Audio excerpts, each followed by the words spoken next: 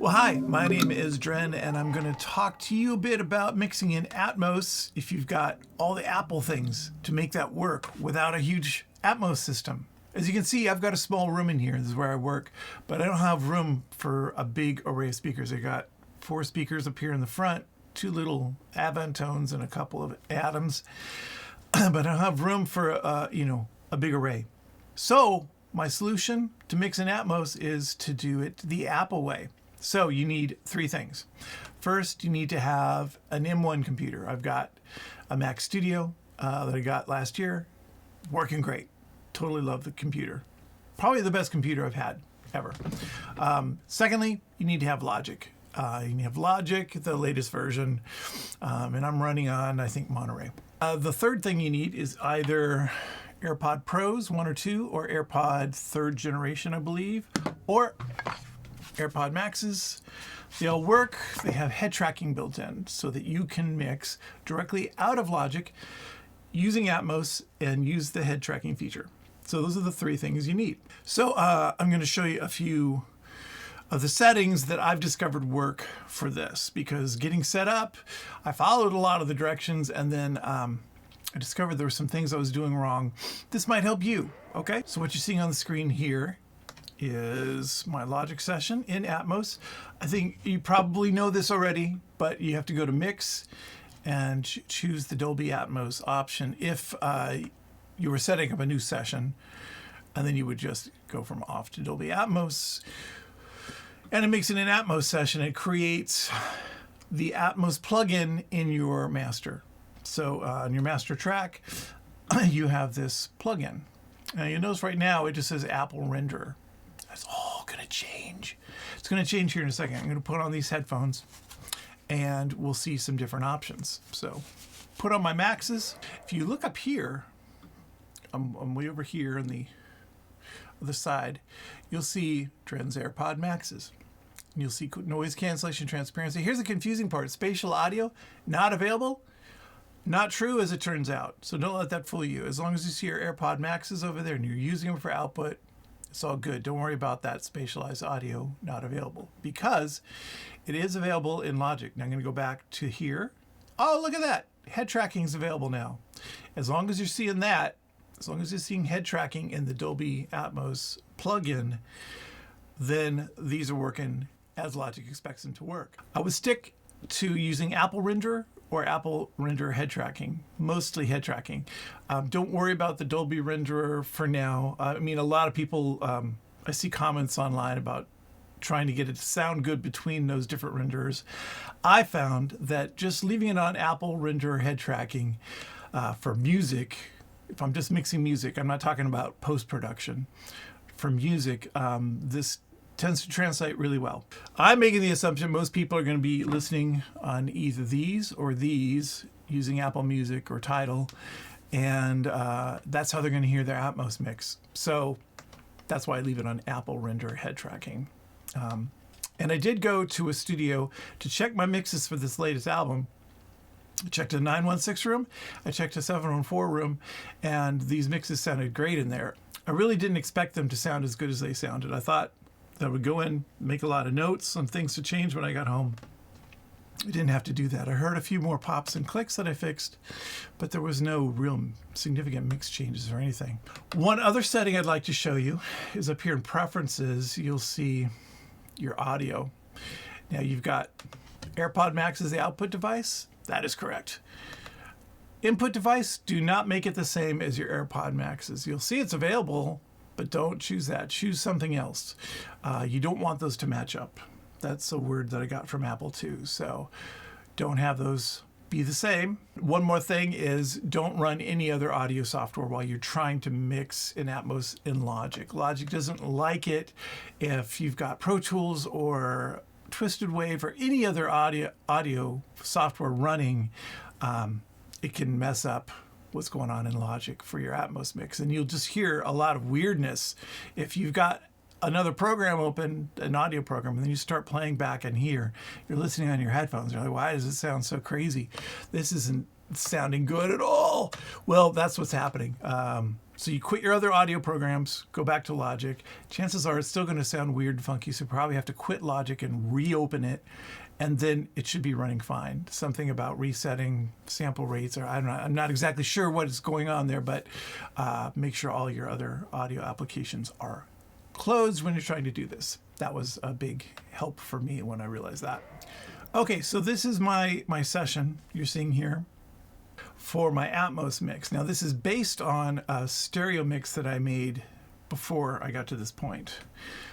Now you'll see here I have a track that's muted, and that's my stereo mix. That's my mastered stereo mix. That's the final length, the final version of the stereo mix. And my Atmos mix has to exactly match that stereo. From front to end, it has to be exactly the same length to the sample. The reason being is Apple requires this in case you are in your phone and you're going back and forth between the stereo mix and the Atmos mix. They want the playhead to line up exactly no matter which one you're in, so that you can toggle back and forth. That's why.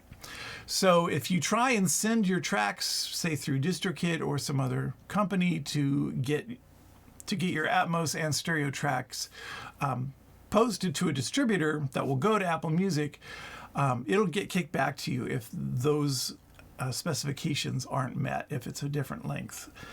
It'll also get kicked back to you if you don't follow the other loudness specs that are provided for Atmos, which is -18 LUFS. So that's your average output, audio output, which you can measure. You see I've got all these leveling and LUFS meters here, so I can figure out where I'm at loudness wise. And also -1 peak.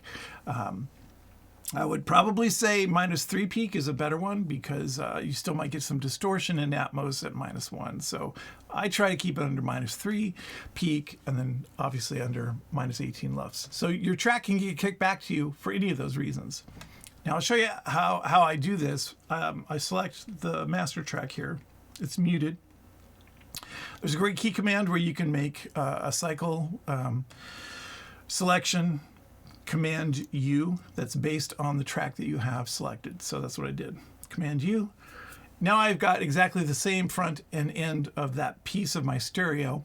So my stereo track is starting and ending at exactly the same place where my ADM is going to export to. So once I have the selection with the cycle tool, that yellow line, once I have that, then I can export my ADM. It's going to be exactly the same as my stereo. So important thing to remember, keep in mind. Plus it's a cool shortcut, Command U. I use it all the time.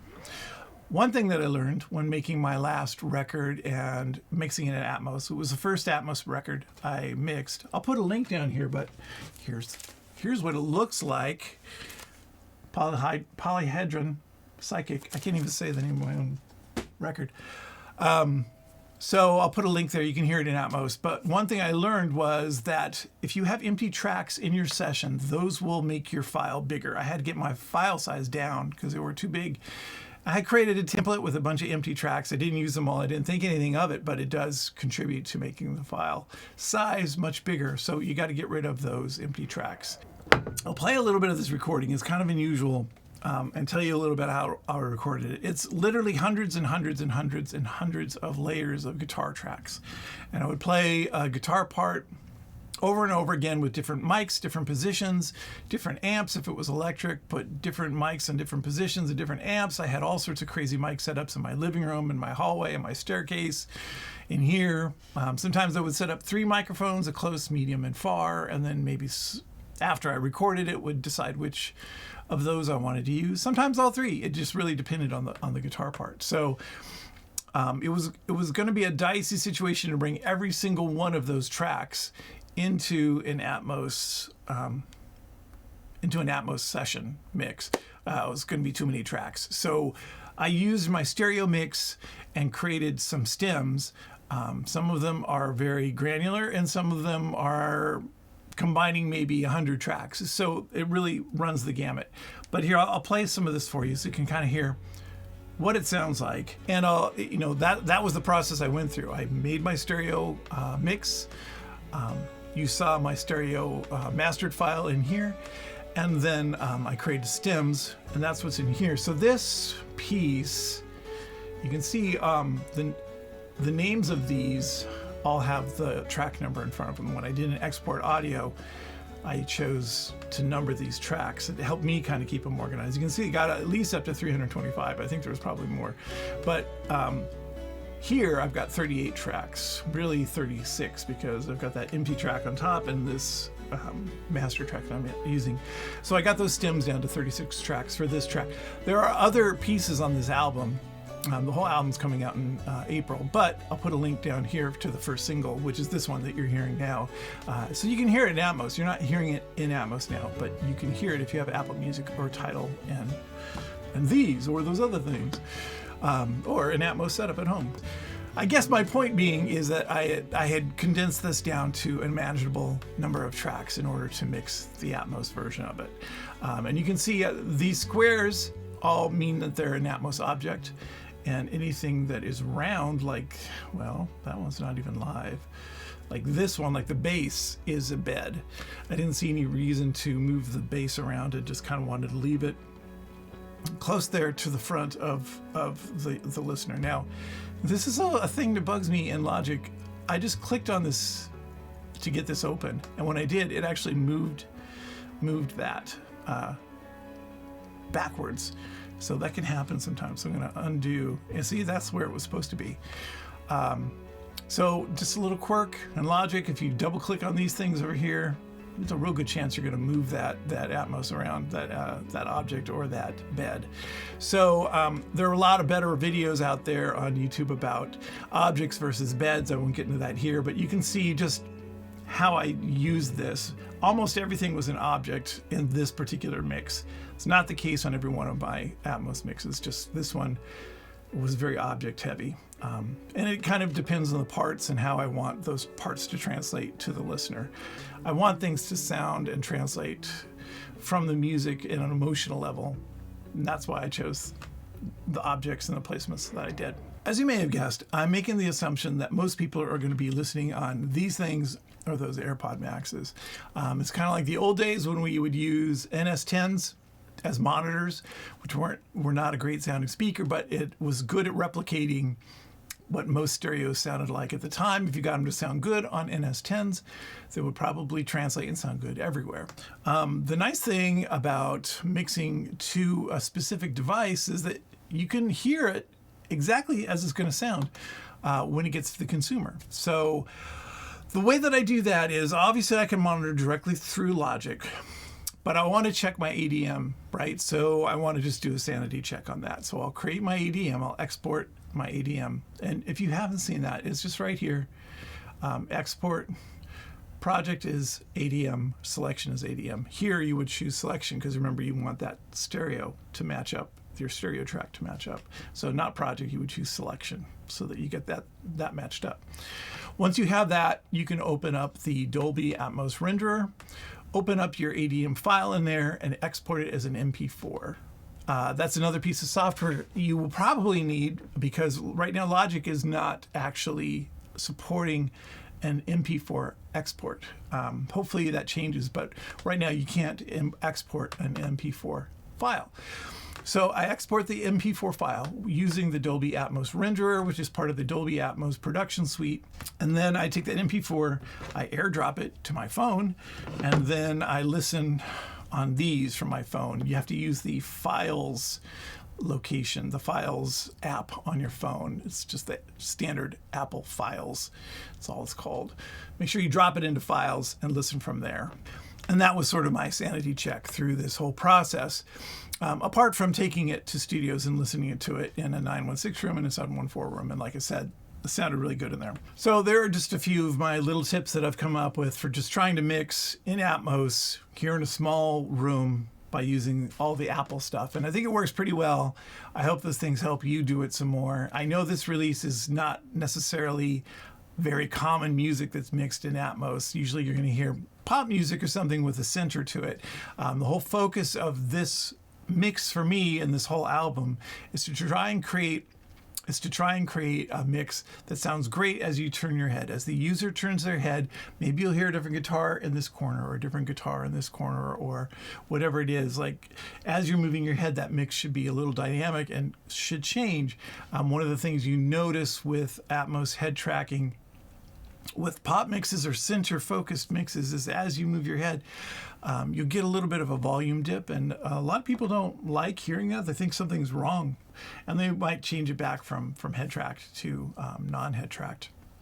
Thanks for watching. If you want to hear more of this piece, I've got a link here to hear it in Apple Music, in Atmos, and in Tidal in Atmos, or on Spotify if you want stereo, and Bandcamp too.